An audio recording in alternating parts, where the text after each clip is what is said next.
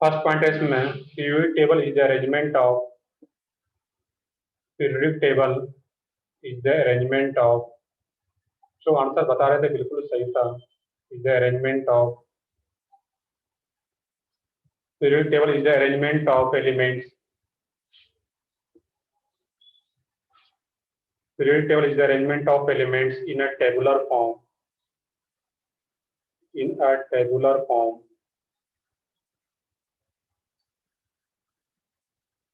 Periodic table is the arrangement of elements in a tabular form on the basis of their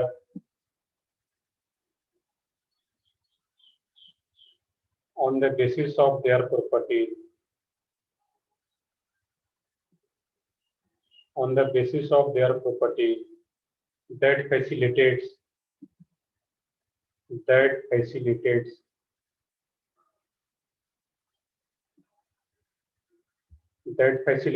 the systematic study of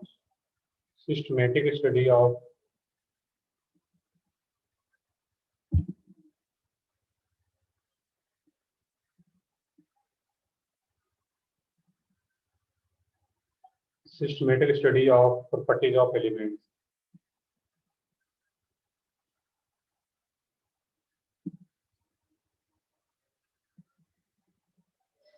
property of elements. तो जितने सारे elements हैं सबको individually तो study करना मुश्किल था। यहाँ पे एक रखा गया कि जिसका भी प्रॉपर्टी एक जैसा है उसको एक आगे देखें। हम लोग एक ग्रुप में रखा गया, एक ग्रिड में रखा गया, वो आगे देखें क्या कह रहा था। दैट मीन उसको एक साथ रखा गया जिसका भी प्रॉपर्टी मैच कर रहा था एलिमेंट्स का, जिससे कि सिस्टमेटिक स्टडी क्या जा सके सारे एलिमेंट्स का क्या क्या प्रॉपर्टीज होता है। उसी के लिए टेबल ड्रॉ किया, बनाया गया वहां पे फाइनली वो क्या होता है पीरियोडिक टेबल। इसका अगर क्वेश्चन अगर आता है कि नीड ऑफ पीरियोडिक टेबल, वो भी इसी में आ रहा है कि पीरियोडिक टेबल का नीड क्यों हुआ। क्योंकि हमारे पास ऐसा नहीं कि एक एलिमेंट्स है, 118 से भी ज्यादा एलिमेंट डिस्कवर हो चुके हैं। उसके सिस्टमेटिक स्टडी के लिए ही पीरियोडिक टेबल का नीड हुआ। सर वॉइस क्रैक हो रहा है सर। आवाज ब्रेक हो गई। एक मिनट वेट करो, ज्यादा ही प्रॉब्लम है तब तो फिर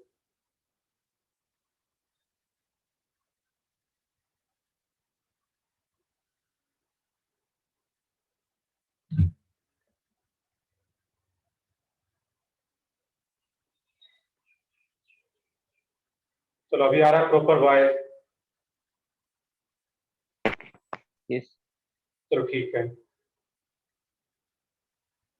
अब तो आ रहा प्रॉपर नहीं। Yes sir. चलो ठीक है। लोग पूछ रहे हो सर पीओसी भी आएगा संडे टेस्ट में क्या, नहीं। जो तुम्हें सिलेबस दिया गया है that means nomenclature, IUPAC nomenclature and structural isomerism. उसके बाद वाले टेस्ट में फिर ये भी जो रहेगा स्ट्रक्चर आइडेंटिफिकेशन एंड पीओसी। तो संडे जो होगा तुम्हारा टेस्ट उसमें सिर्फ नोमेनक्लेचर एंड स्ट्रक्चरल आइसोमेरिज्म, क्योंकि एक जो बैच है J2 उसमें वो पार्ट नहीं हुआ है। तो J1 J2 का शायद कंबाइंड टेस्ट होगा, JE एडवांस पैटर्न का तुम्हारा कंबाइंड होगा। तो नोमेनक्लेचर एंड स्ट्रक्चरल आइसोमेरिज्म, तो उसी को अच्छे से प्रैक्टिस करना है। क्योंकि वैसे भी स्ट्रक्चरल आइसोमेरिज्म का कभी टेस्ट हुआ नहीं था, नोमेनक्लेचर भी पूरा कंप्लीट शायद नहीं हुआ है, वही पूरा कंप्लीट रहेगा तुम्हारा। हाँ नेक्स्ट हम लोग देख रहे थे इसमें कि पीरियोडिक टेबल का तो डिफिनेशन आ गया। Need of periodic table, periodic table का नीड क्यों हुआ, तो मैं अलग से पॉइंट नहीं लिख रहा हूँ, यहाँ पे है तो खुद से सोच सकते हो। वहां पे इतने सारे एलिमेंट्स का जो प्रॉपर्टीज क्या क्या प्रॉपर्टीज है, किस एलिमेंट्स का क्या प्रॉपर्टीज है, तो इंडिविजुअली उसको स्टडी करना मुश्किल हो रहा था। दैट मीन्स पीरियोडिक टेबल एक सिस्टमेटिक स्टडी किया जा सके, तो पीरियोडिक टेबल का नीड हुआ यहाँ पे। अब नेक्स्ट इसके कुछ हम हिस्ट्री की बात करें कि पीरियोडिक टेबल का डेवलपमेंट कहाँ से स्टार्ट हुआ, उसको शॉर्ट में देख लेते हैं। वो ऑलरेडी तुम लोग 10th में ऑलरेडी कर चुके हो अच्छे से, बट फिर भी शॉर्ट में हम लोग उसको रिवाइज कर लेते हैं जो 10th में पढ़े तुम लोग।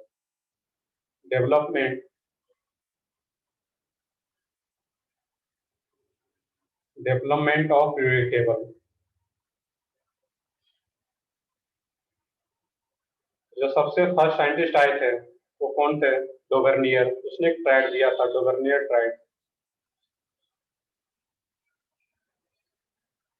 देखो स्पेलिंग इसमें डोवेर्नियर ट्राइड्स। इसके अकॉर्डिंग क्या था, ये जो साइंटिस्ट थे डोवेर्नियर ट्राइड्स का इसका मीनिंग क्या था, यहाँ पे कुछ लोग बता सको डोवेर्नियर ट्राइड्स में क्या था। अनम्यूट करके बता सकता हूँ, सिंपली बताओ Himanshu. Sir, this governance has stated that if we take any three elements and take the average of their atomic mass, it would give approximate atomic mass of the elements present between them.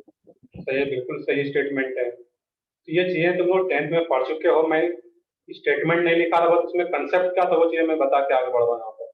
बिल्कुल सही statement था कि जो डोवेर्नियर triads होता है तो उसने tried, that means 3 elements का एक सेट बना दिया वहां पे। सेट की बात करें कि वहां पे लिथियम ले लो, इसमें लिथियम, सोडियम, पोटासियम। अब इसका जो एटॉमिक मास था, लिथियम का एटॉमिक मास सब लोग पढ़ चुके होंगे क्या होता है,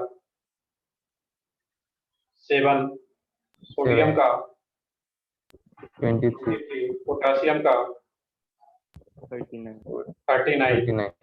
अब ये चीजें पता होना चाहिए कि लिथियम 7, सोडियम 23, पोटासियम 39। अब डोवेर्नियर ट्राइड के अकॉर्डिंग क्या था कि इसमें जो फर्स्ट एंड लास्ट एलिमेंट है, फर्स्ट एंड लास्ट एलिमेंट, इसके जो एटॉमिक मास का एवरेज होगा फर्स्ट एंड लास्ट एलिमेंट का, इसका एटॉमिक मास क्या था 7, एवरेज दैट मीन्स दोनों को ऐड करके 2 से डिवाइड करो, 2 एलिमेंट्स आ रहा है। इसका जो एटॉमिक मास का जो एवरेज होगा फर्स्ट एंड लास्ट का, उस बीच वाले के एटॉमिक मास के बराबर आ जाएगा। ये क्या होगा 46 डिवाइड बाय 23, ये एग्जैक्टली 23 आ जा रहा है यहाँ पे।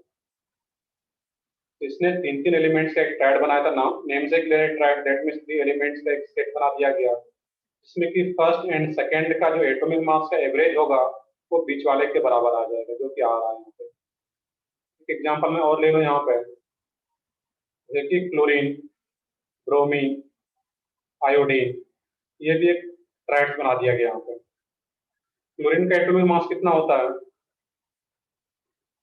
35.5, तो ये बिल्कुल 35.5। ब्रोमीन का, इसका केमिस्ट्री भी चीजें पढ़ चुके हो गए अब, 80। आयोडीन का 127। एटॉमिक मास की बात कर रहे हैं हम लोग यहाँ पर। अब यहाँ पे जब इसका अगर देखोगे फर्स्ट एंड लास्ट का एवरेज, फर्स्ट एंड लास्ट का एवरेज जब देखोगे इसमें यहाँ पर, ये क्या आएगा तुम्हारा 35, देखो ऐड करके 35.5, 127, इतना जाएगा तुम्हारा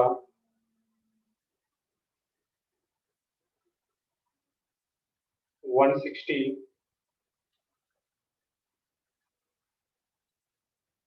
कर लेता हूँ मैं कैलकुलेशन, 7 + 5 12, 162.5। अब इसका जब एवरेज लोगे इसका यहाँ पे, ये क्या होगा 81 पॉइंट समथिंग, दैट मीन जो इसका जो ब्रोमीन का एटॉमिक मास था उसके काफी क्लोज है यहाँ पे 81, और ये क्या था 80, इसका एग्जैक्टली आ रहा था। ये जो ट्राइड्स बनाया था क्लोरीन, ब्रोमीन, आयोडीन का, ये जो एवरेज था दोनों फर्स्ट एंड लास्ट के एटॉमिक मास का, वो बीच वाले के काफी क्लोज आ रहा था एटॉमिक मास के 81। बट ये भी बहुत ज्यादा सक्सेसफुल नहीं हुआ, देखो यहीं से वेरी करना शुरू हो जाता है। अब मान लो कि कोई भी ट्राइड्स हो, मान लेते कि हाइड्रोजन हो, लिथियम हो, सोडियम हो, इस टाइप का कुछ भी हो, इसके लिए भी वेट नहीं रहता यहाँ पे। हाइड्रोजन का तो क्या रहेगा तुम्हारा 123, और ये 7, 24 डिवाइड बाई 2, ये 12 आ जाएगा, ये 7 आ रहा है। ये जो डोवेर्नियर ट्राइड्स था कुछ ही एलिमेंट्स के वेट था यहाँ पे, इसके लिए भी वैलिड नहीं आ पा रहा यहाँ पे। एक यहाँ पे आ रहा था, एक यहाँ पे आ रहा था, दैट मीन्स इसको भी डिस्कार्ड कर दिया, बहुत सक्सेसफुल नहीं रहा यहाँ पे। बिल्कुल सही है, इसमें काफी ज्यादा एक्सेप्शन है, दैट मीन एक्सेप्शन बहुत ज्यादा नहीं, कुछ ही एलिमेंट्स के लिए वैलिड ही है, ये बोल सकते हो। कुछ ही एलिमेंट्स के लिए वैलिड है, बाकी के लिए वैलिड ही नहीं है यहाँ पे। मैं लैंग्वेज नहीं दिखा रहा हूँ, ऑलरेडी 10th में काफी पढ़ चुके होते तुम लोग, यहाँ पे चीजें बस क्लियर होना चाहिए कि 3 एलिमेंट्स का एक ट्राइड्स बनाया गया, इसमें किसका स्टेटमेंट क्या था कि फर्स्ट एंड लास्ट एलिमेंट का एटॉमिक मास का जो एवरेज होगा वो मिडिल वाले के इक्वल आ रहा है, उसी को क्या बोलते हैं डोवेर्नियर tried.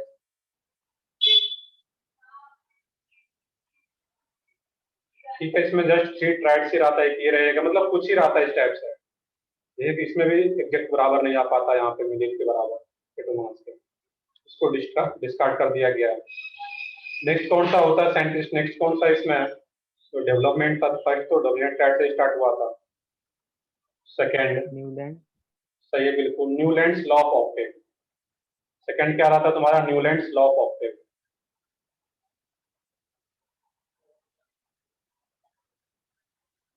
Newlands law of Octave.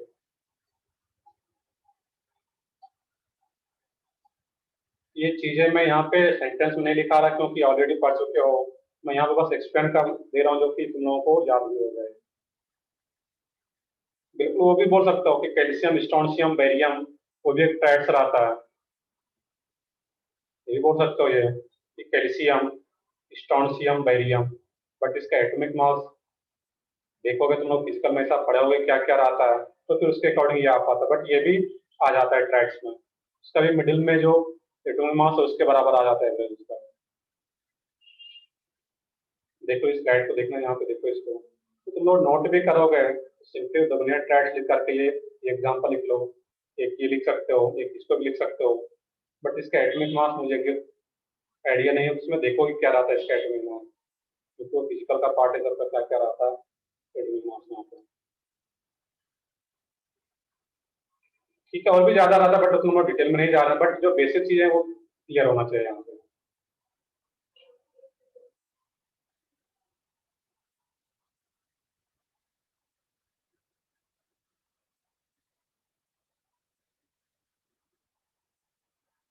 कल यहाँ तक नोट डाउन कर लिए है?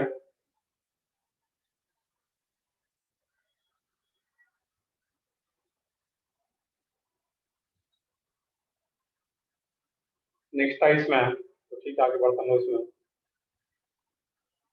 न्यूलैंड्स लॉ ऑफ ऑक्टेव, तो Newlands law of Octave name में ये तो साइंटिस्ट के नेम आ गए, अब यहाँ पे ऑक्टेव, ऑक्टेव का मीनिंग क्या है इसके अकॉर्डिंग, जो एट्थ एलिमेंट है उसका प्रॉपर्टी फिर फर्स्ट से मैच करेगा, सही है, तो बता रहे हो इसमें, सही है यहाँ पे।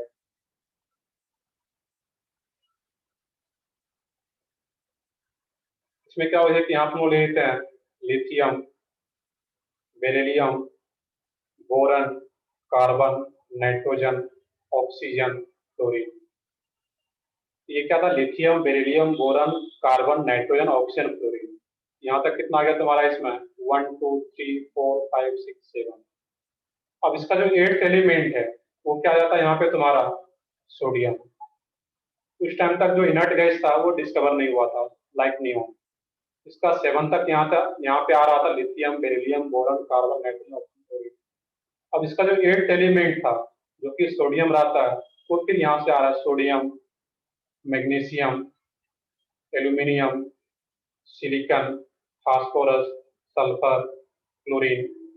इसके बाद फिर आगे जाओगे तो ये क्या आता है, पोटासियम, कैल्शियम। अब जब देखोगे इसके आगे यहाँ पे, बिल्कुल सही है, सब लोग कुछ बता रहे स्टेट में क्या होता है, सही स्टेटमेंट है। तो इसका जो Newlands law of Octave, that means इसका जो ऑक्टेव का मतलब क्या था, जो एट्थ एलिमेंट था इसका, जो एट्थ एलिमेंट होगा उसका प्रॉपर्टीज फर्स्ट वाले से मैच करेगा।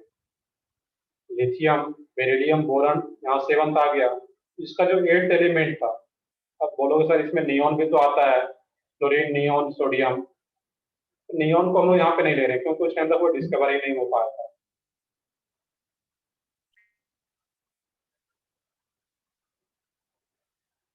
प्रॉपर स्क्रीन नहीं दिख रहा है तुम लोगों को क्या, सर अब दिख रहा है। अब दिख रहा है, तो ठीक है।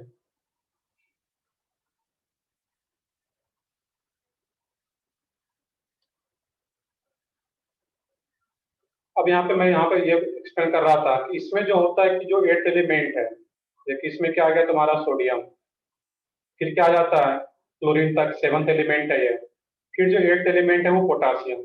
दैट मीन इसका जो एट्थ एलिमेंट है, लिथियम का प्रॉपर्टी, सोडियम का, पोटासियम का, इसका एक जैसा होता है यहाँ पे। तो एट्थ एलिमेंट का प्रॉपर्टीज फर्स्ट वाले से मैच कर रहा है, तो क्या बोला गया है, Newlands law of Octave. Octave को एट्थ एलिमेंट का प्रॉपर्टीज फर्स्ट वाले से मैच कर रहा है, बट ये भी कुछ जो लाइटर एलिमेंट्स थे उसी के लिए वैलिड है यहाँ पे। जो लाइटर एलिमेंट है दैट मीन्स कैल्शियम तक तो रहता है, कैल्शियम के आगे क्या आ जाता है फिर तुम्हारा स्कैंडियम। तो पीरियोडिक टेबल देखो तो एल्युमिनियम के जस्ट नीचे वहां पे स्कैंडियम नहीं है, तो कैल्शियम तक बोल सकते हो कि ये वैलिड रहा था यहाँ पे न्यूलैंड्स लॉ ऑफ ऑक्टेव, उसके आगे के लिए वैलिड नहीं है यहाँ पे।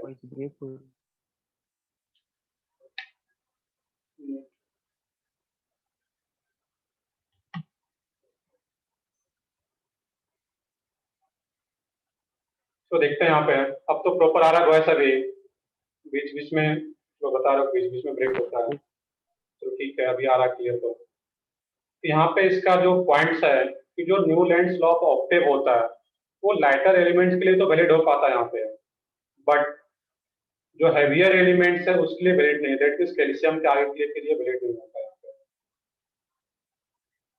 यहाँ पे एक पॉइंट अगर लिखना चाहो इसमें तो पता है तो ठीक है, तो Newlands law of Octave is valid only for lighter elements, not for heavier elements. Heavier element that means calcium के आगे जो भी एलिमेंट्स उसके लिए वैलिड नहीं हो पाता है।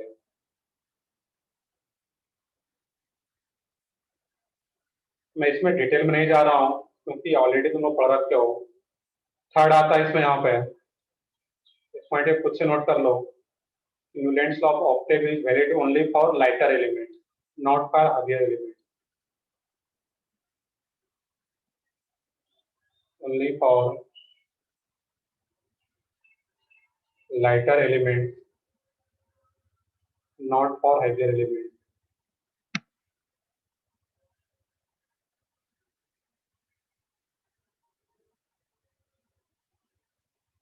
इसको भी डिस्कार्ड कर दिया गया आगे, बट बहुत कुछ लाइटर एलिमेंट्स के लिए बहुत सक्सेसफुल रहा था ये भी, क्योंकि जो मॉडर्न पीरियोडिक टेबल सब लोग देखा होगा तो उसमें कुछ इस तरीके से अरेंज किया गया है, तो लाइटर एलिमेंट के लिए बहुत हद तक सक्सेसफुल था, बट हेवियर एलिमेंट्स के लिए नहीं था सक्सेसफुल, वैलिड नहीं था, दैट इसको भी डिस्कार्ड कर दिया गया फाइनली। थर्ड थर्ड कौन से साइंटिस्ट आए थे? मेंडलीव। मेंडेलीव, सही है बिल्कुल, Mendeleev periodic table.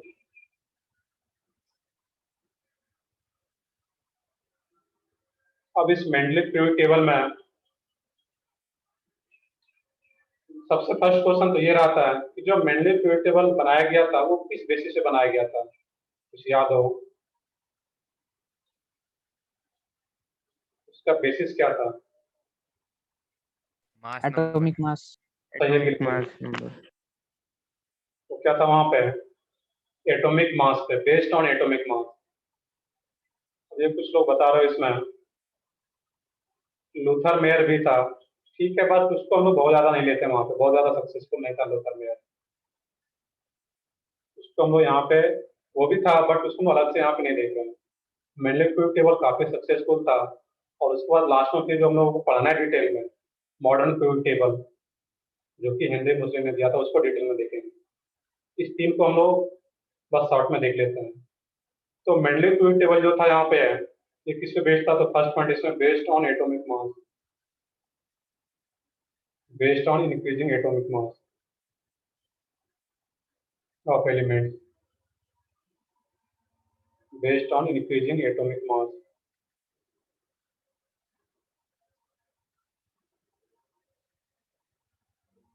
Of elements.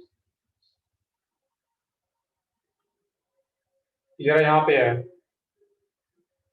एक, इसमें यही इंपॉर्टेंट पॉइंट है atomic mass.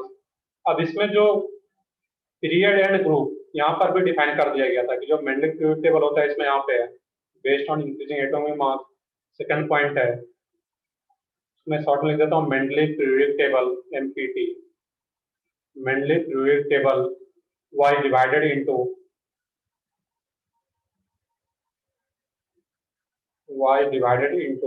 nine vertical columns, nine vertical columns called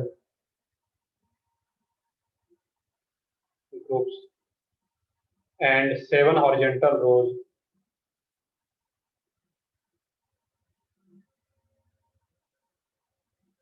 seven horizontal rows called periods.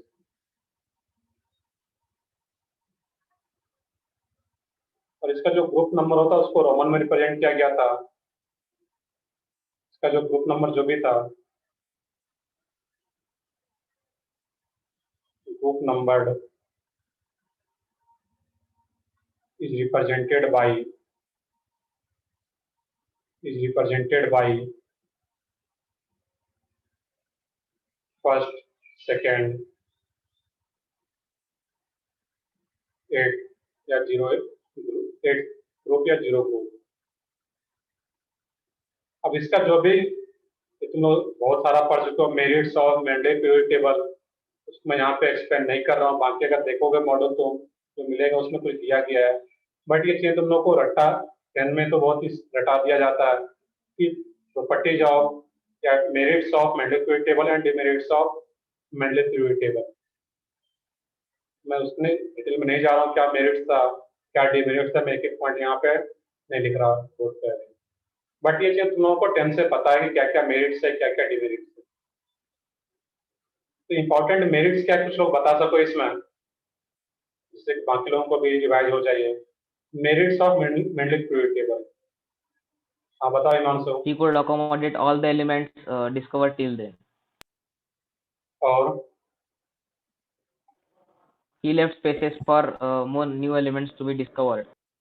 सही है, बिल्कुल। एक ये इंपॉर्टेंट पॉइंट था इसमें कि मैंडेट पीरियड टेबल का सबसे अच्छा खासियत या जो भी बोल लो इसमें कुछ जो स्पेस था उसको वैकेंट रखा था, क्योंकि जो न्यूली डिस्कवर्ड एलिमेंट होंगे वहां पे उस वैकेंट स्पेस पे रखा जा सके, और बहुत हद तक ये सक्सेसफुल रहा था यहाँ पे, क्योंकि जो भी स्पेस इसने खाली छोड़ा हुआ था, वहाँ वैकेंट छोड़ा हुआ था, उसमें जो डिस्कवर किए गए बाद में एलिमेंट, तो उसका उसी जो वैकेंट छोड़ा गया था स्पेस उसी पे अगर रखा जाता तो वो फिट बैठ रहा था उसका सारा प्रॉपर्टी।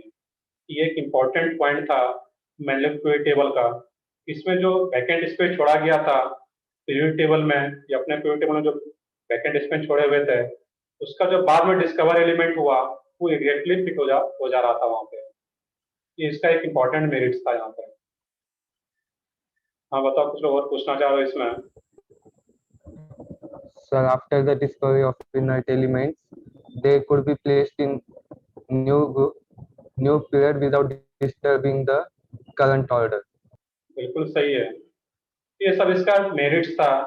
ये तुम बुकलेट जब मिलेगा तो वहाँ पे 4-5 पॉइंट में सबको यहाँ पे मेंशन नहीं कर रहा, बट सब लोगों को पता है कि क्या क्या मेरिट्स है। कुछ डिमेरिट्स भी बता दो इसमें कि क्या क्या डिमेरिट्स था इसका। He डिमेरिट्स could और not specify the position of hydrogen. और It didn't give space for the hello.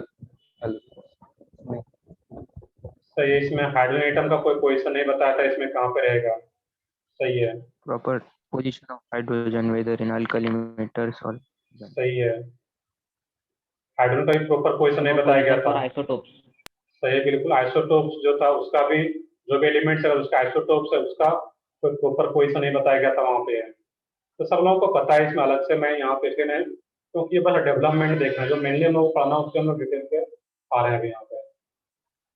ये सब लोगों का पॉइंट था, करेक्ट है सब लोगों का, वो खुद से देखोगे। हम लोग जो अभी आते हैं मॉडर्न पीरियड टेबल जो हम लोगों को डिटेल में पढ़ना है। सही है, कुछ लोग आयरन का भी पोजीशन बता रहे थे, उसमें भी उसका पोजीशन फिक्स नहीं था। आइसोटोप्स एक इम्पोर्टेंट पॉइंट था कि आइसोटोप्स का पोजीशन क्या हो उसको मतलब वहाँ पे नहीं बताया जा रहा था कि किस पोजीशन पे उसका आइसोटोप्स रहेगा, हाइड्रोजन का पोजीशन क्या होगा। सही है, सब लोगों का स्टेटमेंट सही है यहाँ पे। और इवन कुछ जो इसका बेसिस क्या था एटॉमिक मास, तो कुछ जो एलिमेंट्स था तो वो हमेशा इंक्रीजिंग एटॉमिक मास पे नहीं आ रहा था, उसका एटॉमिक मास कम भी था, कम है एटॉमिक मास, फिर भी उसको पहले रखा गया वहां पे, बाद में रखा जा रहा था जिसका एटॉमिक मास कम भी है कुछ एलिमेंट्स का। ये जो ऑर्डर था जो कि बेसिस था इसका जिसपे बेस्ड है ये एलिमेंट्स के इंक्रीजिंग एटॉमिक मास पे, बट वो हमेशा वैलिड नहीं था, कुछ के लिए नहीं था, बाकी के लिए वैलिड था, बट कुछ एलिमेंट्स के लिए नहीं आ रहा था यहाँ पे, वो वैलिड नहीं था वहां पे। देखिए आर्गन की बात करूं मैं, आर्गन और पोटासियम, तो पोटासियम का कितना था 39.09, दैट मीन 39, और आर्गन का जो एटॉमिक मास था वो क्या था 39.9, जबकि इंक्रीजिंग एटॉमिक मास के अकॉर्डिंग क्या होना चाहिए था यहाँ पे है पोटेशियम का एटॉमिक मास ज्यादा होना चाहिए था आर्गन पे, लेकिन बहुत तरह के इस टाइप का डिमेरिट्स था यहाँ पे। डिमेरिट्स होता तभी तो फिर नया कुछ आता है। यहाँ तक ये जो डिमेरिट्स था दैट मीन्स सबसे लेटेस्ट जो है मॉडर्न पीरियड टेबल, जिसको कि पढ़ना डिटेल में, सही वही मीनिंग है वहां पे है। ये कुछ बता रहे हो कि मेरिट्स में ई का बोरॉन या ई का एल्युमिनियम, दैट मीन्स उसी के प्रॉपर्टी जैसा जो मैच करेगा, बिल्कुल सही है। तो वो क्या रहेगा, गैलियम, जर्मेनियम, ये सब मैं अलग से नहीं देख रहा यहाँ पे है। सो बता रहे हो सर बोरॉन, एल्युमिनियम,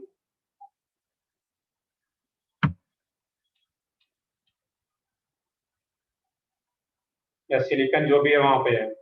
जैसे कि एल्युमिनियम के जस्ट नीचे गैलियम को खाली स्पेस छोड़ा गया था, वो एल्युमिनियम जो बाद में गैलियम डिस्कवर हुआ था, उसके जस्ट नीचे जो एलिमेंट था गैलियम, उसी से बिल्कुल प्रॉपर्टी मैच कर रहा था एल्युमिनियम से। फिर सिलिकॉन, जर्मेनियम, इस टाइप से वो तो बिल्कुल सही, वो भी एक मेरिट्स में ही था इसका।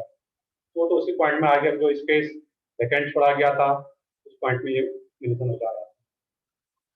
तो ठीक है, आगे बढ़ते हैं हम लोग। ये मैं बस रिवाइज करा रहा था कि डोबर्नियर ट्राइड्स क्या था, Newlands of law of fifth क्या है, मेंडली पीरियड टेबल क्या है यहाँ पे है। जो हम लोगों को पढ़ना है इसमें मॉडर्न पीरियड टेबल, उसको भी डिटेल में देखना है, उस पर आते हैं हम लोग यहाँ पे। मॉडर्न पीरियड टेबल या long form of period table, long form of period table, यहाँ सब ध्यान से देखते जाना है।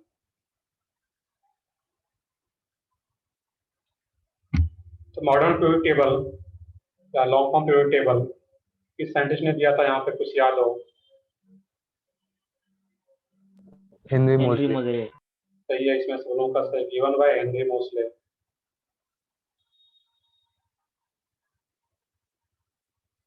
ये किस बेसिस पे था?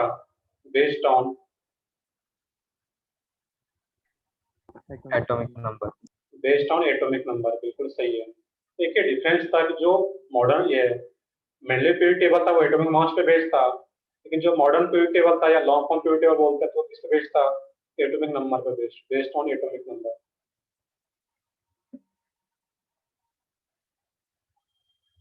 अब देखो यहाँ पे होता है क्या है कि जो एटॉमिक नंबर था, जो हेनरी मोसले था, उसने एक एक्सपेरिमेंट भी किया था बेसिकली।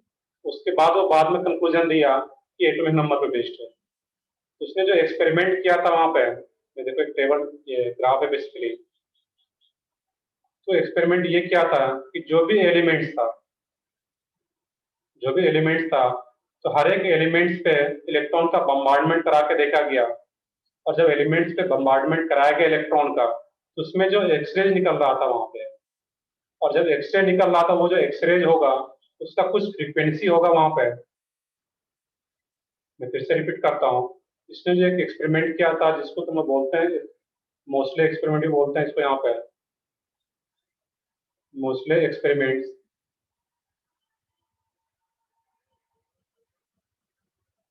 इसमें इसने क्या किया था, यहाँ पे है, मैं थ्योरी में नहीं जा रहा यहाँ पे। इसमें जो भी एलिमेंट्स है, अलग अलग एलिमेंट्स लेकर के उस पर इलेक्ट्रॉन का बम्बार्डमेंट कराया गया, और उसके बाद जो एक्सरेज निकल रहा था, उस एक्सरेज का कुछ फ्रीक्वेंसी होगा, उस फ्रीक्वेंसी एंड एटॉमिक मास के बीच का ग्राफ ड्रॉ किया गया, और रूट ऑफ फ्रीक्वेंसी। और ये फ्रीक्वेंसी किसका आ रहा था? जो एक्सरे बाहर जा रहा था जब इलेक्ट्रॉन का बम्बार्डमेंट जिस एलिमेंट्स पे हो रहा था, उसका फ्रीक्वेंसी। जब यहाँ पे ग्राफ ड्रॉ किया गया इस केस में, एटॉमिक मास और फ्रीक्वेंसी के बीच का, ठीक है, फ्रीक्वेंसी बेसिकली डायरेक्ट फ्रीक्वेंसी ने रूट अंडर फ्रीक्वेंसी इस टाइप से रहता है यहाँ पे।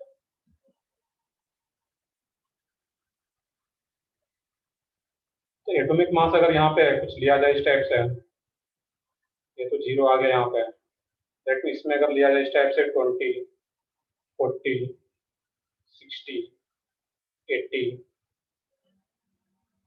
100, इस टाइप से जो भी आ रहा है यहाँ पे। और इसमें क्या हो यहाँ पे 5, 10, 15, 20। अब इसमें जब फ्रीक्वेंसी एंड एटॉमिक मास का जब ग्राफ ड्रॉ किया गया, इसमें जितने भी एलिमेंट थे यहाँ पे, इसमें कुछ एलिमेंट्स इस लाइन पे नहीं आ रहे थे यहाँ पे।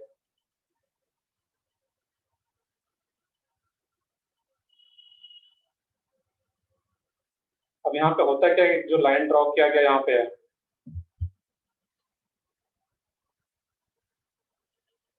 अब कुछ एलिमेंट्स ऊपर चला जा रहा था इसमें यहाँ पे, इस टाइप से आ रहा था। लेकिन जब इसी फ्रीक्वेंसी, रूडेंडर फ्रीक्वेंसी एंड एटॉमिक नंबर का ग्राफ ड्रॉ किया गया, ये क्या था यहाँ पे, एटॉमिक नंबर, और यहाँ पे ये फ्रीक्वेंसी, और बेसिकली रिलेशन भी दिया गया था यहाँ पे है। वो रिलेशन अगर मैं लिख दूं यहाँ पे है ए इंटू जेड माइनस बी, ये क्या फ्रीक्वेंसी, जेड क्या है यहाँ पे, बता सबको जेड क्या रहता है इसमें, एटॉमिक नंबर। atomic number. सही है, मैं यहाँ पे लिख देता हूँ, ये क्या है, Z atomic number. A and B क्या रहता है, constant, A and B are constant. अब जब यहाँ पे इसमें ड्रॉ किया गया, इस केस में यहाँ पे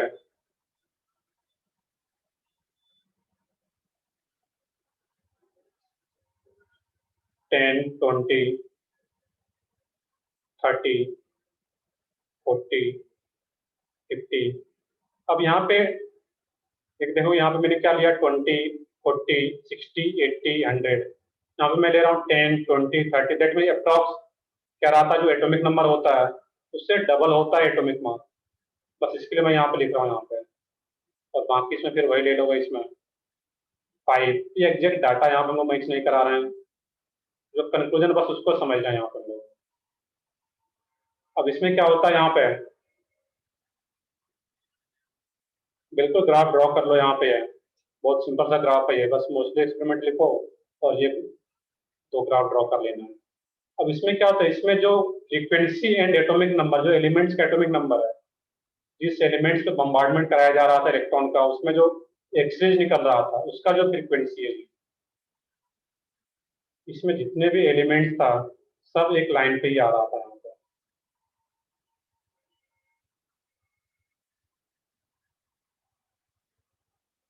तो यहाँ पे अगर ड्रॉ करो एक, तो प्रॉपर एक लाइन आ रहा था, स्ट्रेट लाइन बिल्कुल रहेगा ये।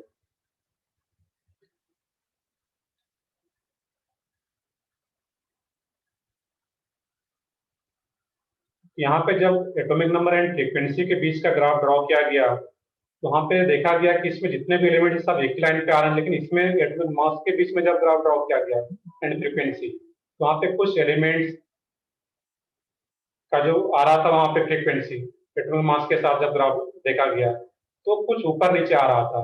इसके बेसिस पे जब इसमें हर एक ही लाइन पे आ गया सारा एलिमेंट्स यहाँ पे कंक्लूजन दिया गया कि जो बेसिस है वो एटॉमिक नंबर ज्यादा अच्छा बेसिस है यहाँ पे। तो लास्ट में बस पॉइंट लिख लोगे यहाँ पे, जो कंक्लूजन दिया गया कि एटॉमिक नंबर ज्यादा अच्छा बेसिस है, इससे ज्यादा हम लोग अच्छे से एलिमेंट्स का जो प्रॉपर्टी उसको एक्सप्लेन कर पाएंगे यहाँ पे।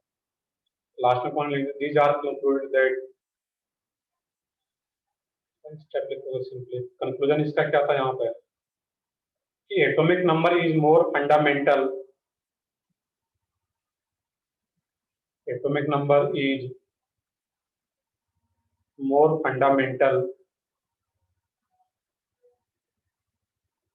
property than atomic mass.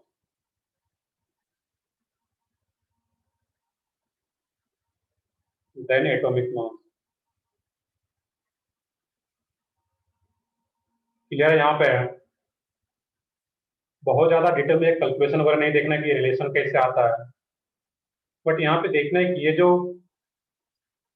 Atomic number इसका बेस्ड क्यों माना गया। यहाँ पे एक्सपेरिमेंट किया गया, उसके बाद ही पता चला इसमें जब ग्राफ ड्रॉ किया गया फ्रीक्वेंसी एंड एटॉमिक नंबर के बीच का, इसमें जितने भी एलिमेंट्स आ रहे थे सब एक लाइन पे आ रहे थे यहाँ पे। दैट मीन्स एटॉमिक नंबर को ही फंडामेंटल प्रॉपर्टी माना गया एलिमेंट्स को एक्सप्लेन करने के लिए, और इसी पे बेस्ड मॉडर्न पीरियड टेबल है।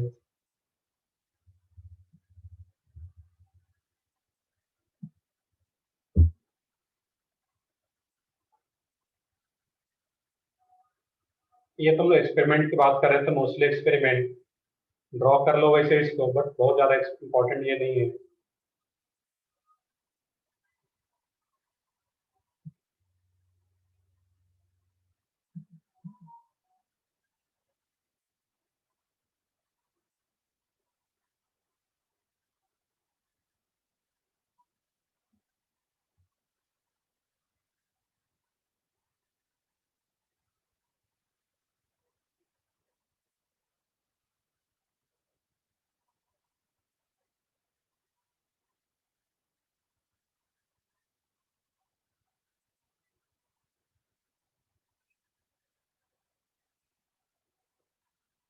पहले नोट डाउन कर लिए सब लोग यहाँ तक?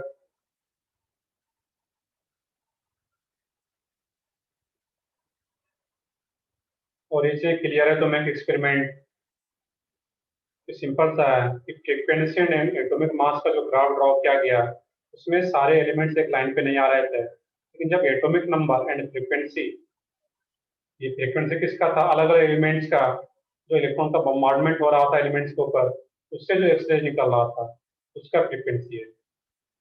फ्रीक्वेंसी एंड एटॉमिक नंबर के बीच का जब ग्राफ ड्रॉ किया गया, इसमें सारे एलिमेंट्स एक स्ट्रेट लाइन पे आ रहे थे। दैट मीन्स इसको ज्यादा इसी को फंडामेंटल प्रॉपर्टी माना गया एटॉमिक नंबर को।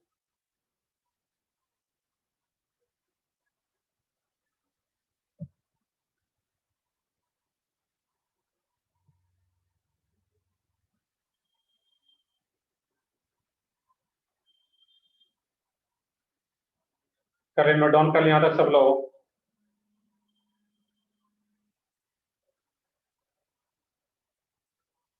प्रीवियस पेज दिखाऊं मैं, देख लो इसमें भी।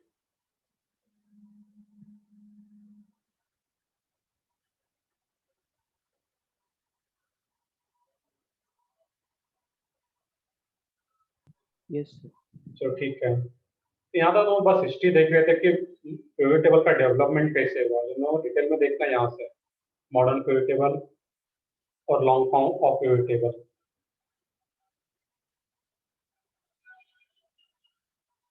तो कुछ और पॉइंट्स इसमें देखते हैं।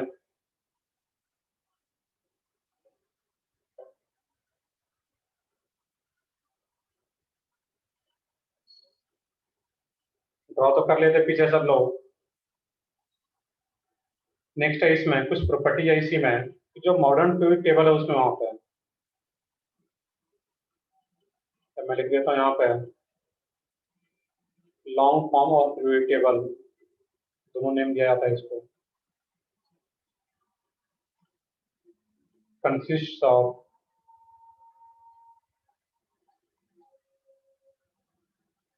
seven horizontal rows,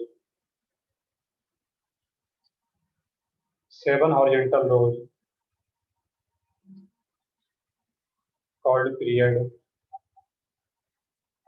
and 18 vertical columns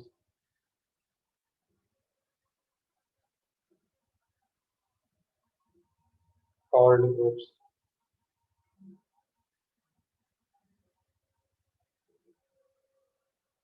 ये यहाँ पे है। नेक्स्ट पॉइंट आता है, हम लोग देखते हैं pivot टेबल में क्या रहता है यहाँ पे।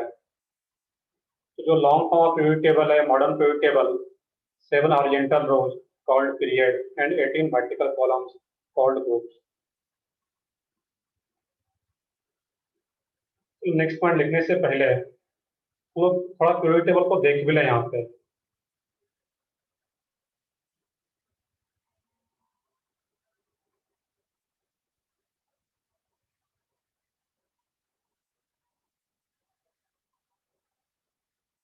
तो यहाँ तक नोट डाउन कर लिए होंगे सब लोग। मैं आता हूँ इस पेज पे, मैं एक स्क्रीन शेयर करके pivot टेबल को मैं लाता हूँ स्क्रीन पे, थोड़ा सा वेट करोगे तुम लोग।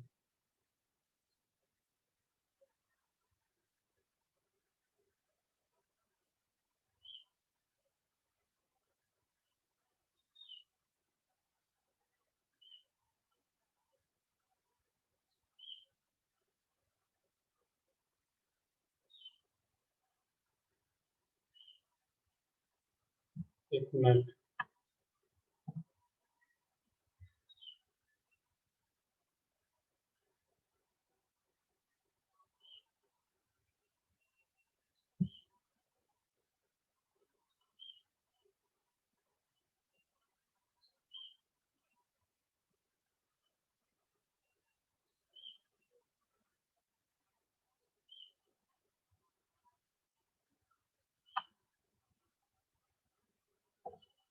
तो ठीक है, सब लोगों को दिख पा रहा है पीरियड टेबल? Yes. चलो ठीक है, क्योंकि यहाँ पे इसके बिना हम लोग जब तक इसको देखेंगे नहीं हम लोग फिर उसको क्लियरली समझ नहीं आ पाएगी। इसको यहाँ पे अब देखना इस केस में यहाँ पे इसमें अगर देखते हो अब यहाँ पे क्या रहा था, जो पीरियड हम लोग देख रहे थे इसमें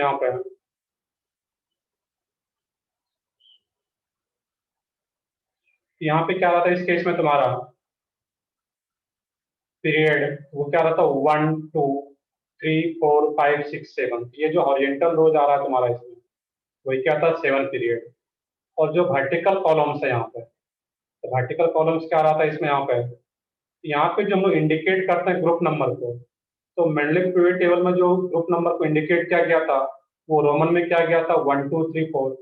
लेकिन यहाँ पे जो ग्रुप नंबर को इंडिकेट किया जाता है मॉडर्न पीरियड टेबल में तो क्या रहा था सिंपली 1 2 3 4 5 6 7 8 9 10 11 12 13 14 15 16 17 18। यहाँ पे जो वर्टिकल कॉलम्स आ रहा है तुम्हारा इसमें यहाँ पे इसको क्या बोला गया ग्रुप्स।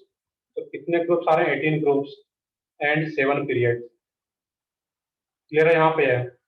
अब इसमें टेबल सब लोगों के पास होगा, तुम लोगों को जब बुकलेट अगर मिल जाता है अभी तक तो बुकलेट में भी ये टेबल बना हुआ है। एनसीईआरटी बुक तो होगा सब लोगों के पास 11th का। नहीं है अगर बुकलेट 11th का तो आप एनसीईआरटी बुक ले सकते हो तुम लोग, क्योंकि वहां पे फिर जरूरत पड़ता है बहुत ज्यादा तो नहीं, बट बुकलेट अगर है एनसीईआरटी तो बेसिक बुकलेट सब लोग ले सकते हो वहां पर। तो ठीक है, जिनके पास बुकलेट नहीं तो एनसीईआरटी का बुकलेट तुम लोग जब तक पीरियड टेबल अगर मॉडल मिल जाता तो उसी में सब कुछ दिया गया है, लेकिन नहीं है तो अपना एनसीईआरटी का एक बुकलेट परचेज कर सकते हो। जो कि ऐसा नहीं कि आज के लिए पूरा 11th काम देगा, 12th भी जाओगे वहां से देख पाओगे। अब यहाँ पे देखना था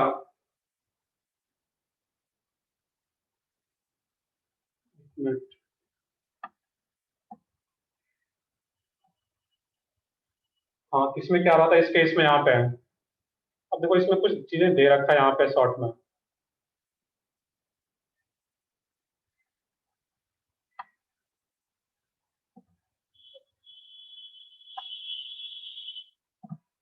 हाँ इसमें यहाँ पे देखना है वो आगे जब क्लासिफिकेशन करेंगे यहाँ पे ये पीरियड और ये ग्रुप। नेक्स्ट क्वेश्चन आता है कि यहाँ पे कोई एलिमेंट दिया हुआ है, देखिए तुम्हें पूछा जाए यहाँ पे किसी भी एलिमेंट्स का, यहाँ पे देखिए गैलियम ही है, तो गैलियम किस पीरियड का एलिमेंट है अभी देख करके बताओ। गैलियम किस पीरियड का एलिमेंट है? 13 और 4। Fourth period, period that means fourth period किस ग्रुप का है? 13 का है। तो नेक्स्ट हम लोग अभी आगे यही पढ़ेंगे, तो यहाँ तो देख के बता रहे हो पीरियड टेबल में ये सर गैलियम जो है फोर्थ पीरियड एंड 13 ग्रुप का एलिमेंट है। अब अगर सिर्फ एलिमेंट्स तुम्हें दे दिया जाए और उसमें पूछा जाए कि किस पीरियड का है किस ग्रुप का है और उसका ब्लॉक क्या रहा था, हम लोग ब्लॉक में भी देखेंगे S block P block D block और एफ ब्लॉक। स्टार्टिंग का जो तुम्हारा ये आ रहा है यहाँ पे है इसको मैं बता दूं इस केस में थोड़ा और।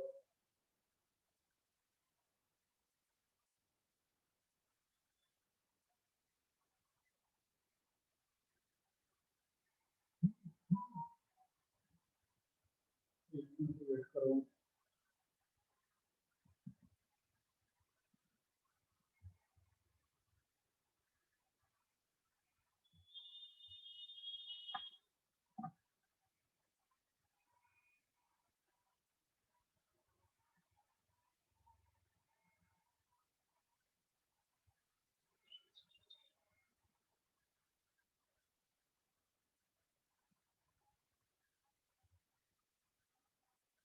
तो हम देखते हैं इसमें कुछ स्टार्टिंग का जो दो ग्रुप रहता है इसमें यहाँ पे है।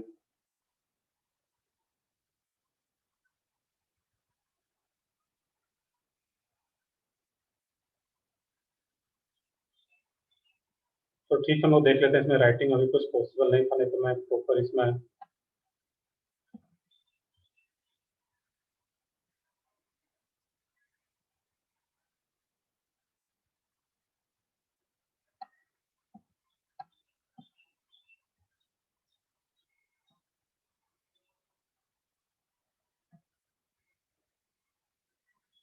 तो देख लोगे शॉर्ट में यहाँ पे, इसको स्मॉल ही रहने दो, इसको पीरियड टेबल को। यहाँ पे जो आ रहा था इस केस में, स्टार्टिंग का जो 2 आ रहा था यहाँ पे तुम्हारा, इसको क्या बोलते हैं, ग्रुप 1 एंड ग्रुप 2। ये जो ग्रुप 1 और ग्रुप 2 जो कि क्लियरली आ रहा है लिखा हुआ, अभी विजिबल होगा स्मॉल में, ये क्या होता है तुम्हारा एस ब्लॉक। किस बेसिस पे ये आता तो आगे देखेंगे। यहाँ पे जो रहा था तुम्हारा ग्रुप 13 टू ग्रुप 18, ये क्या आता है, पी ब्लॉक। और बीच का जो रहा था तुम्हारा इसमें ये D block. D block. D. और नीचे जो दिया गया फिर इसमें यहाँ पे तुम्हारा, वो क्या रहता है तुम्हारा F block. F block. F block. किस बेसिस पे कैटेगराइज करते हैं तो वो भी हम बस देखेंगे, बट मैंने यहाँ पे अभी pivot टेबल ओपन किया हुआ, दोनों यहाँ पे कुछ समझ सकते हैं। सारा प्रॉपर्टी में लिखने वाले हैं जो यहाँ पे समझेंगे अभी। ग्रुप 1 के एलिमेंट को क्या बोलते हैं हम लोग, कुछ याद हो, जो फर्स्ट ग्रुप का एलिमेंट है। alkali earth metal. Alkali. Alkali. सही है, बिल्कुल अल्कली अर्थ मेटल या simply alkali metal. Second group के एलिमेंट को क्या बोलते हैं,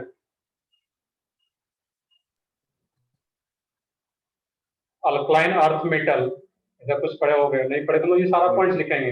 ऐसा नहीं कि सर आप एक्सप्लेन करते जा रहे, जितना भी पॉइंट में सब अब यहाँ पे बोर्ड पे लिखेंगे, बट ओपन क्यों टेबल उसको देख लेते हैं। 17th ग्रुप के एलिमेंट को क्या बोलते हैं, Halogen family. Halogens. Hydrogen family. Halogen. सही है सब लोगों का। लास्ट वाला जो 18 ग्रुप आ रहा है तो क्या है, नोबल गैस, इनर्ट गैस। सही है, Inert. सही है वो। ऑक्सीजन को क्या बोलते हैं, ऑक्सीजन फैमिली के एलिमेंट्स को Oxygen family. फिर से बताओ, ऑक्सीजन फैमिली और क्या बोलते हैं इसको। Chalcogens. सही है बिल्कुल, वो क्या रहता है, चेल्कोजेंस। ऑक्सीजन फैमिली बोलते हैं, या फिर इसको क्या बोलते हैं, हाइड्रोजन। इसको क्या बोलते हैं, ऑक्सीजन फैमिली को चेल्कोजेंस। नाइट्रोजन वाले को क्या बोलते हैं, बताओ, अनम्यूट करके बताओ सिंपली चैट में, अभी मैं नहीं देख पा रहा हूँ। सिंपली अनम्यूट करके बताना है, जो बता रहा हूँ। Nicogens. सही है बिल्कुल, नाइट्रोजन फैमिली को क्या बोलते हैं, नाइकोजेन या निकोजेन, जो भी रीड करो। इसको यहाँ पे लिख भी लोगे, मैं आगे लिखूंगा भी, शॉर्ट में याद रखना है। तो जो हेलोजन है वो तो सबको याद है कि fluorine, chlorine, bromine, iodine, astatine, इसको क्या बोलते हैं हम लोग, हेलोजन फैमिली। इसको क्या बोलते हैं, चेल्कोजेंस ऑक्सीजन वाले को। नाइट्रोजन वाले को क्या बोलते हैं, निकोजेंस। बाकी के लिए कुछ स्पेसिफिक नहीं दिया गया। या फिर जो इस ग्रुप का फर्स्ट मेंबर है, जो किसमें फ्लोरीन है, इसको हम लोग फ्लोरीन ना बोल करके इसको क्या बोलते हैं, हम लोग सिंपली हेलोजन फैमिली, इसको हेलोजन फैमिली बोला जाता है। जो इसमें 16th ग्रुप है उसको चेल्कोजेंस बोला जाता है, बट वो कम ही यूज किया जाता है। ज्यादा क्या यूज किया जाता है, ऑक्सीजन फैमिली। जो फर्स्ट मेंबर होता है इस ग्रुप का, उसी के नाम से ये पूरा ग्रुप जाना जाता है, ऑक्सीजन फैमिली। ऑक्सीजन फैमिली में कौन कौन सा एलिमेंट आ जाता है, oxygen, sulphur, selenium, tellurium, polonium. फिर तुम्हारा ये nitrogen family, nitrogen, phosphorus, arsenic, antimony, bismuth. फिर तुम्हारा ये carbon family, carbon first element है तो क्या बोलेंगे इसको, carbon family. Carbon, silicon, germanium, SN, PB, lead. ये क्या है तुम्हारा इसमें, फिर ये boron family, boron, aluminium, gallium, indium, helium, इस टाइप से आता है यहाँ पे। तो बेसिकली जो पी ब्लॉक का एलिमेंट्स है, उसको जो उस एलिमेंट्स का, उस ग्रुप का जो फर्स्ट एलिमेंट है उसी के नाम से जानते हैं। और बाकी ये तो इनर्ट गैस है ही। ये अल्कलाइन अर्थ मेटल, ये ये अल्कली मेटल, और ये second group alkaline earth metal. बाकी ये सब डी ब्लॉक और ये एफ ब्लॉक। ये माइंड में ओवरऑल ये होना चाहिए किस तरह का मॉडर्न पीरियड टेबल है। हम लोग कुछ इसमें पॉइंट्स लिखेंगे, और आगे जो लोग पढ़ने वाले हैं वो सबसे ज्यादा जो क्वेश्चन पूछा जाता है, हम लोग क्वेश्चन वाले पार्ट पे आएंगे कि कोई भी तुम्हें एलिमेंट दे दिया गया है, उसमें पूछा जाएगा कि किस पीरियड का है, किस ग्रुप का है, किस ब्लॉक का है। लेकिन यहाँ पे एक सल्फर पूछा जाए कि सल्फर किस पीरियड का है, यहाँ तो देख के बता पाओगे। वो क्या रहा इसमें, ये क्या था इसमें, फर्स्ट, ये सेकंड, ये थर्ड, ये तुम्हारा फोर्थ, फिफ्थ, सिक्स। वो क्या था, थर्ड पीरियड का एलिमेंट है, किस ग्रुप का है सल्फर।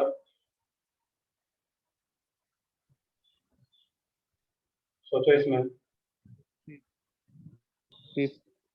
16। देखो इसमें 1 2 3 4 5 6 7 8 9 10, ये क्या सल्फर किस ग्रुप का रहेगा? 16।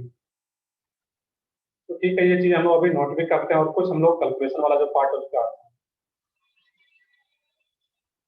बाकी सब लोग एनसीईआरटी बुक या 10th में भी देखो तो ये 10th में भी डायग्राम ड्रॉ किया गया है, ऐसा नहीं कि पहली बार देख रहे हो। तो यहाँ पे आइडिया कुछ है कि जो इसमें अरेंज किया गया मॉडर्न पीरियड टेबल को किस बेसिस पर अरेंज किया गया है।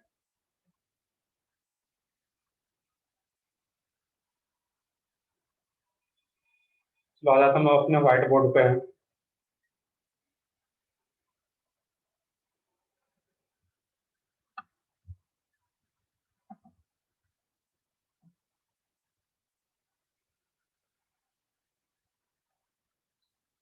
चलो सही है। इसमें आगे देखना, यहाँ पे हम लोगों को इसमें जो आ रहा था कि long form of consist of 7 horizontal rows. Horizontal rows को क्या बोल रहे थे? पीरियड, जो मैंने अभी दिखाया भी। And 18 vertical column called groups. जो वर्टिकल कॉलम आ रहा है उसको क्या बोल रहे हैं हम लोग? ग्रुप्स। नेक्स्ट है इसमें यहाँ पे है कि जो पीरियड होता है यहाँ पे देयर आर 7 पीरियड, और उसको रिप्रेजेंट कैसे किया जाता है? 1 2 3 4 5 6 7। There are 7 periods in long form of period table, and it is represented as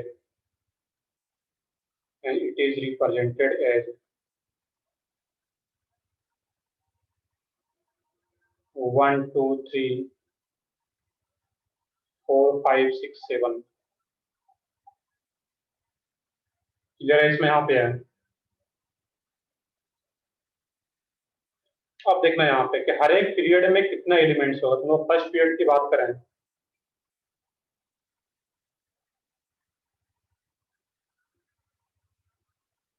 first period number of elements में देखना बेसिकली। फर्स्ट पीरियड में नंबर ऑफ एलिमेंट्स, फिर सेकंड पीरियड में सोच के बताओ, नहीं तो फिर मैं ओपन करता हूँ तो वहां पे काउंटिंग कर पाएंगे हम लोग। थर्ड पीरियड में नंबर ऑफ एलिमेंट्स, कितने एलिमेंट्स आ रहे हैं वहां पे।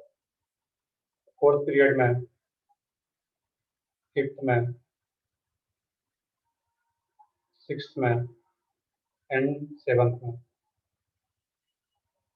तो फर्स्ट पीरियड में नंबर ऑफ एलिमेंट्स 2। 2 कौन कौन सा आ रहा था? हाइड्रोजन और हीलियम। तो कौन सा था? 2। सही है बिल्कुल सब लोगों के। सेकंड एंड थर्ड में कितना रहेगा? सेकंड में 8 8। थर्ड में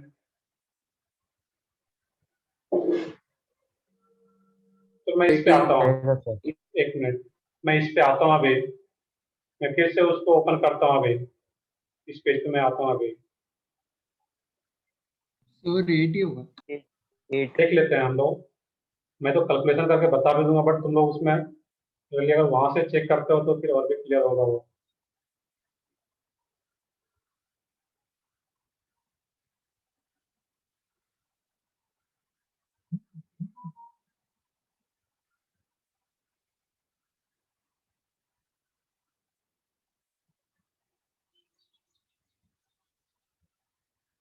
लार्ज करना, ये पूरा ही लार्ज हो जा रहा है। तो देख लेते हैं यहाँ पे, इतना तो क्लियर होगा, विजिबल आ रहा हो रहा होगा। क्योंकि फर्स्ट की बात करें हम लोग यहाँ पे है, इसमें क्या रहा था? सिर्फ हाइड्रोजन और हीलियम। तो सेकंड की बात, ये क्या था? सेकंड। ये क्या था? इसमें थर्ड। तो थर्ड में क्लियरली देखोगे 1 2 3 4 5 6 7 8। तो थर्ड में भी क्या रहा? 8। फोर्थ में फिर कितना है तुम्हारा? इसमें इसमें क्या रहा था? 8। 18 इसमें 18। इसमें मैं इधर लिख देता हूँ नंबर ऑफ एलिमेंट्स 2 8 8। फोर्थ में कितना रहेगा तुम्हारा? 18।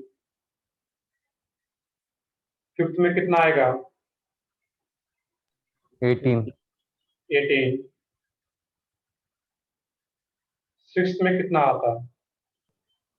32 अब देखो यहाँ पे होता क्या है कि जब सिक्स पीरियड की बात करते हैं हम लोग यहाँ पे है, इसमें जो एक ये जो स्पेस तुम्हारा वैकेंट दिखाया जा रहा है यहाँ पे, ये वाला स्पेस, इसमें क्या होता है यहाँ पे, तो सीजियम, बैरियम, फिर जो लेंथेनम से लेके ल्यूटेटियम तक यहाँ पे आ रहा है।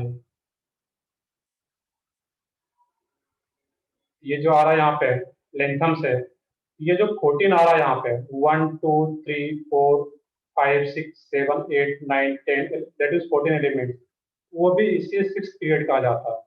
तो 18 तो है ही वहाँ पे, और ये और एड हो गया वहाँ 14, ये क्या आ जाएगा तुम्हारा 32। और ये नीचे है ब्लॉक का था, उसको बोलते भी हैं 4F सीरीज या लेंथेनाइड सीरीज, और इसको क्या बोलते हैं 5F सीरीज या फिर एक्टिनाइड सीरीज, आगे हम लोग सब कुछ 5F देखेंगे। ये क्या तुम्हारा 5F सीरीज या एक्टिनाइड सीरीज या 4F series, that mean lanthanide series. तो 6 में ये 32 आ रहा है, और इसमें भी क्या होगा 7th पीरियड में भी तुम्हारा 32। ये 32 आ कहाँ से रहा है, तो ये जो 4F सीरीज है वो यहाँ पे आ जाता है, और जो तुम्हारा 5F सीरीज है ये एक्टिनाइड्स, वो भी 7th पीरियड में यहाँ पे आ जाता है। दैट मीन ये 32 और ये 32। क्लियर है यहाँ पे सब लोगों को? Number of elements in each period, वो क्या आता है तुम्हारा फर्स्ट में 2 8 8 18 18 32 32।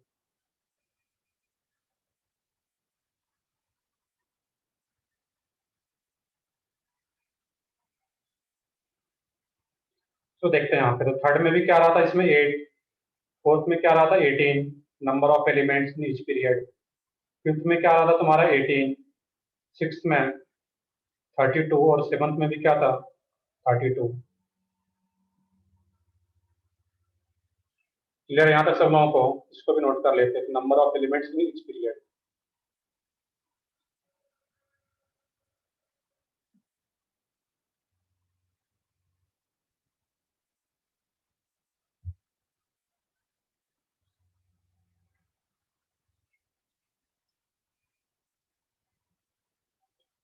तो नेक्स्ट देखते हैं हम लोग आगे इसमें यहाँ पे।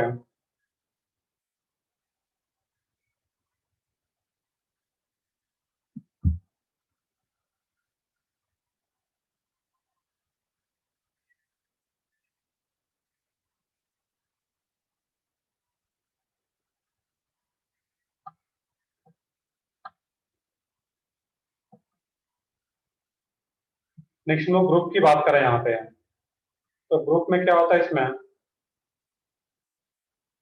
18 ग्रुप्स, तो कुछ पॉइंट्स लिख लें आगे, हम लोग यहाँ तक नोट डाउन कर चुके होंगे सब लोग।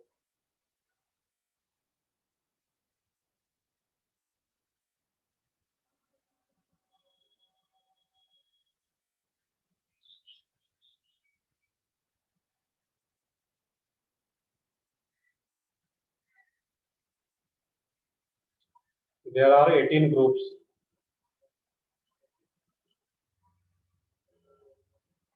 in long form periodic table.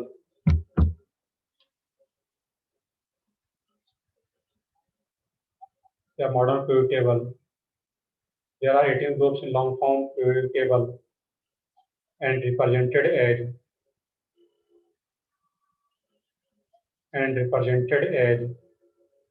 1 2 3 4 up to 18। ये पॉइंट इसलिए इंपॉर्टेंट है कि मेंडलीव का जो पीरियड टेबल था, उसने जो वहां पे ग्रुप को इंडिकेट किया था वो रोमन में फर्स्ट सेकंड थर्ड, लेकिन यहाँ पे क्या रहता है 1 2 3 4 5 6 7 अप टू 18। क्लियर है यहाँ पे है? एक लास्ट पॉइंट और लिख लोगे यहाँ पे, एक इंपॉर्टेंट पॉइंट है ग्रुप्स के लिए। Groups consist of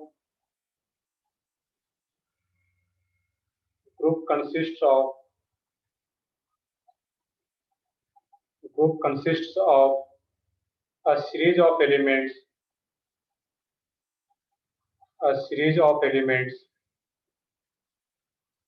having similar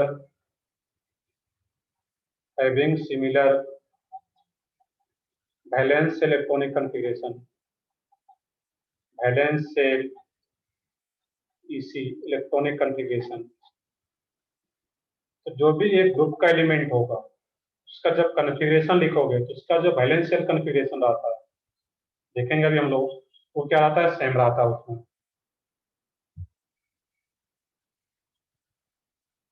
clear है यहाँ पे? अब एक टर्म और आता है इसमें यहाँ पे, पीरियोडिसिटी, पीरियोडिसिटी, इसको देखना कि पीरियोडिसिटी क्या होता है यहाँ पे।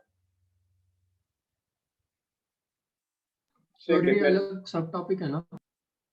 इसी का पार्ट है ये, तो इसी को भी कंटिन्यू करेंगे, ये कंप्लीट नहीं हुआ है। बस एक टर्म है पीरियोडिसिटी, इसको समझ लेना, इसको डिफाइन करते हैं यहाँ पे। ये कोई टॉपिक नहीं, बस एक टर्म है पीरियोडिसिटी। यहाँ पे लिख लोगे the repetition of the properties of elements,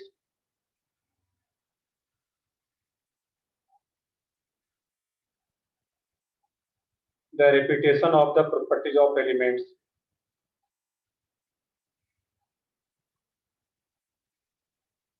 properties of elements, the repetition of properties of elements after regular interval, after regular interval, the repetition of properties of elements after regular interval when the elements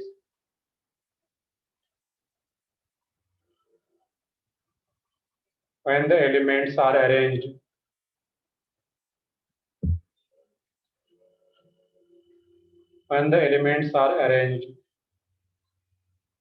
in the order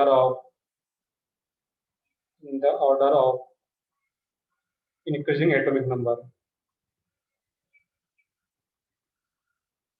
increasing atomic number। अब इसको समझते हुए इसका meaning क्या है।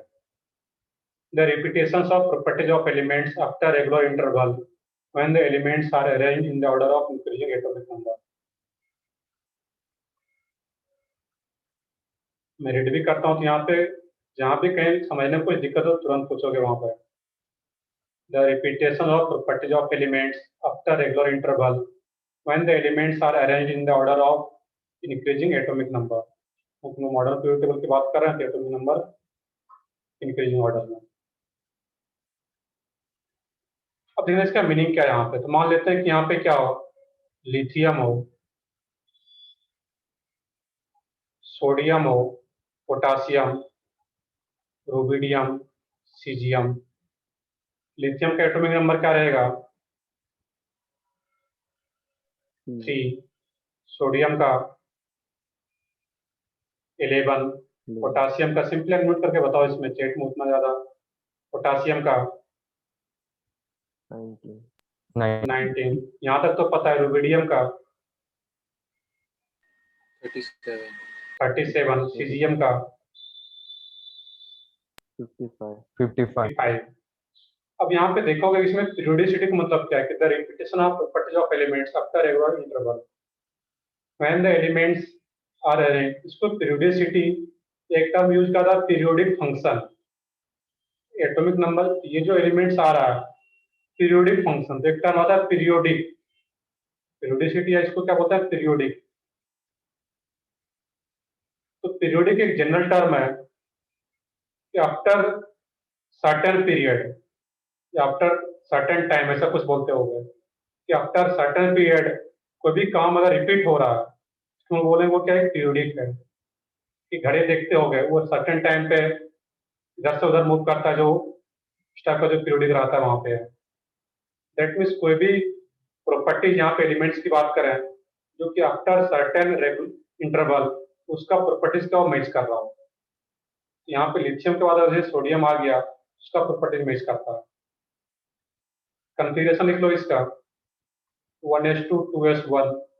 इसका configuration क्या रहेगा तुम्हारा? मैं शॉर्ट में लिख लेता हूँ नियॉन 3s1। इसका क्या रहेगा? Argon 4s1। रुबिडियम का क्या होगा तुम्हारा इसमें? क्रिप्टन 5s1 और सीजियम का जेनॉन 6s1। कॉन्फ़िगरेशन तो सबको आता है लिखने के लिए,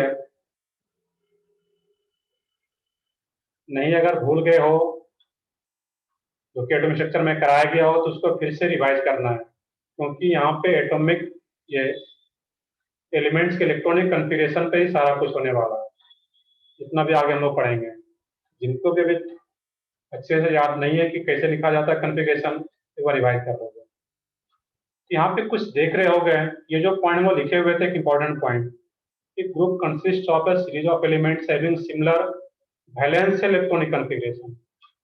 तो वैलेंशियल क्या होता है? जो आउटर मोस्ट सेल है तुम्हारा, ये 2s1 3s1, तो सबके लास्ट में देख रहे हो कि सेम ही आ रहा है, 2s1 3s1 4s1 5s1 6s1। यहाँ पे आफ्टर रेगुलर पीरियोडिसिटी मतलब क्या है कि आफ्टर रेगुलर इंटरवल जो इसका प्रॉपर्टी है वो बिल्कुल सेम आ रहा है, उसको हम लोग क्या बोलते हैं? पीरियोडिसिटी या periodic function. After certain period उसका प्रॉपर्टी रिपीट करता है। चलो नेक्स्ट हम लोग क्लास में देखेंगे, यहाँ तक हम लोग देख लिए, नेक्स्ट क्लास में लोग समझेंगे वहां पे कि production of period group and block of an elements. Next heading डाल के छोड़ दोगे, जो कि हम लोगों को पता रहेगी क्या पढ़ना है उसमें आगे। इस पेज पे आता हूँ मैं अभी यहाँ पे, अगर नोट नहीं किए तो नेक्स्ट जो टॉपिक रहेगा हम लोगों को वैसे आज ही करना था, बट चलो ठीक है, हम लोग आज बेसिक चीज पढ़ते रह गए। Prediction of period group and block of an element.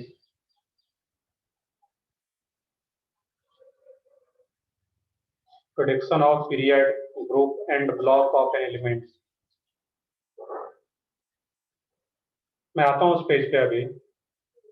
ये हमारा नेक्स्ट हेडिंग रहेगा जिससे हमें याद रहेगा कि ये चीजें पढ़ना है। Production of period group and block of an element. चलो कुछ लोग को इसमें देखोगे पीछे वाले पेज पे मैं एक्सप्लेन करता हूँ, जो लास्ट का जो कन्फिगरेशन वाला पार्ट है, इसमें जो पीरियोडिसिटी वर्ड है इसका मीनिंग क्या है यहाँ पे? तो पीरियोडिसिटी वर्ड के पास इतना सा मीनिंग है कि जो एलिमेंट्स का जो प्रॉपर्टी रिपीट करता है आफ्टर सर्टेन पीरियड या आफ्टर सर्टेन या आफ्टर रेगुलर इंटरवल, तो उसी को क्या बोलते हैं? पीरियोडिसिटी एलिमेंट्स का। तो आफ्टर रेगुलर इंटरवल जो प्रॉपर्टी रिपीट करता है इसको क्या बोलते हैं? Periodicity of elements. और ये जो ऊपर में मैंने पॉइंट लिखाया हुआ था, group consist of a series of elements having similar valence electronic configuration, ये किस ग्रुप का एलिमेंट मैंने लिया हुआ है यहाँ पे? ग्रुप 1 का। देखो पीरियड टेबल पे एक ग्रुप का जो भी एलिमेंट्स है तो उसका जो बैलेंस इलेक्ट्रॉनिक कॉन्फ़िगरेशन है, जो आउटर मोस्ट कॉन्फ़िगरेशन है, वो सबका क्या रहेगा? Same, 2s1 3s1 4s1 5s1 6s1। That mean सबके आउटर मोस्ट ऑर्बिट में एक एक इलेक्ट्रॉन ही है यहाँ पे। तो इसी को क्या बोला गया है? Similar balance electronic configuration. Group 2 का भी लिखते हैं तो ग्रुप 2 के लिए भी सेम रहेगा। वहां पे ग्रुप 2 में क्या आ जाता? Beryllium, magnesium, calcium, strontium, barium, 2s2 3s2 4s2 5s2 6s2, इस टाइप से आ जाता वहां पर। क्लियर है यहाँ तक सब लोगों को? ये तो बेसिकली हम लोग फंडामेंटल ही पढ़े हैं। जो क्वेश्चन वाला पार्ट है नेक्स्ट क्लास से हम Yes, sir. स्टार्ट, तो ठीक है, जो क्वेश्चन वाला पार्ट है यहाँ से क्वेश्चन पूछना शुरू हो जाता है फिर तुम्हारा। Production of period group block of an element, कि कोई भी एलिमेंट बिना पीरियड टेबल को देखे किस पीरियड का है, किस ग्रुप का है, किस ब्लॉक का है, तो हम इस क्लास में कंटिन्यू करेंगे। बट उससे पहले लोग डिस्कशन भी करेंगे, तो डिस्कशन भी रेडी होगी नेक्स्ट क्लास में।